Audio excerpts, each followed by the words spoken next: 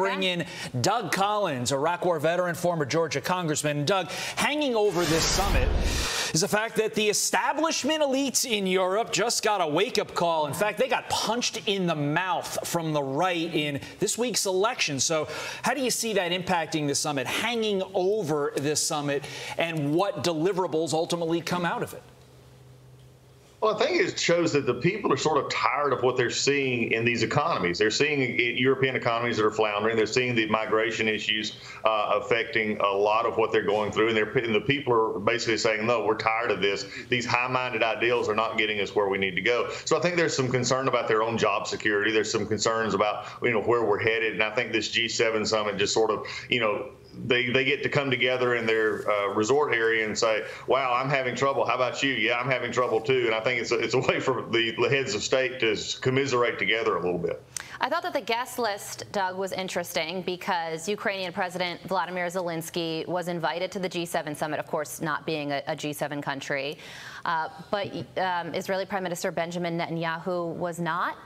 What's your read on that? And could that be considered a snub?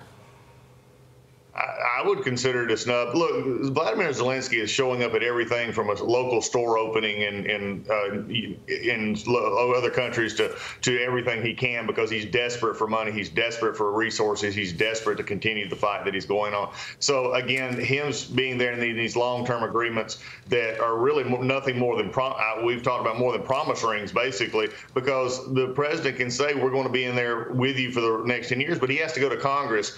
President Biden has to go to Congress, and if President Trump gets elected, that makes this even more of an interesting issue. I think what's really interesting about this agreement and taking Netanyahu out where they're talking about a ceasefire is why wouldn't there be some discussion there? Why would you not want someone there if you're trying to get a ceasefire in a Middle Eastern region that is a powder keg right now? It really just shows the priorities that they're willing to touch on the perimeters of things that they think that they can control, but they really don't want to get into the stickier situations such as the Israel-Gaza situation, which they just don't want to bring in to mess up their situation. Yet another issue hanging over this G7, Hunter Biden's conviction. The White House has not ruled out President Biden commuting Hunter's sentence.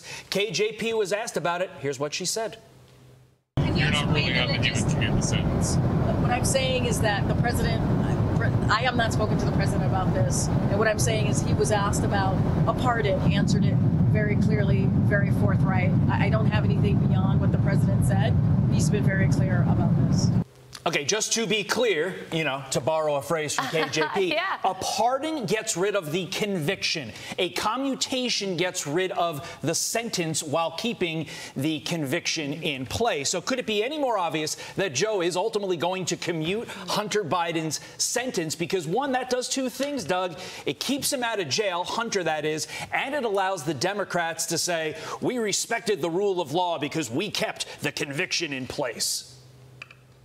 Let's be clear here, and then we're going to circle back so that we can make sure that you can understand, so we get all the press secretaries in this and as we go, so we can understand, yes, that's exactly what they laid forth here. When he did the interview a week or so ago and he said he was not going to pardon him, that sort of set up that we're not going to get rid of it, but he never said anything about commutation. And it's really interesting how that now that it's happened, that commutation is just ramped up in the last 12 to 24 hours. So I would see that happening later in if they can get away with it, they'll do it as much later in the fall as they can, because this is a political issue. And again, it will reek of we're giving preferential treatment here. And I think that's the bigger problem here, that you look at Biden's got a problem of perception in the country of, one, his incompetency, but number two, how he's dealing with the situation, given the fact that, most people can see why Hunter Biden was actually found guilty. They can't see how Donald Trump was found guilty on these other things. So there's always going to be a comparison between the two. Yeah, and Hunter's next trial will be on alleged tax evasion. That trial is taking place in September. It has to do with his business dealings just a couple weeks out from the election as well. So certainly one to watch.